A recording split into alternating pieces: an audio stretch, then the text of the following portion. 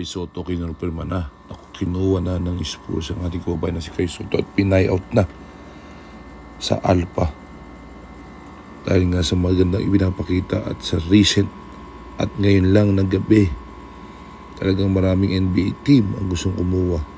At meron lang naman siyang 25 points, 18 rebounds, 2 assists at couples of blocks. Talagang hindi na nababagay ang ating kababayan na si Kay Soto sa B-League.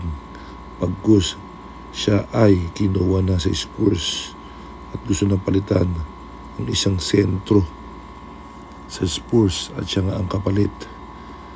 Kay Soto, congratulations. At makikita natin ang ating kababayan na si Kay Soto sa NBA at makakatandem na si Victor Wembanyama. Talagang pang NBA na ang galawan ng ating kababayan na si Kay Soto. Talagang fake and duck, kaboom. Kay Soto, ginulat na naman ang mundo. Talagang Kay Soto, 18 points, 18 rebounds, 25 points. Talagang naghalimaw sa recent na laban. Talagang Kay Soto, abangan.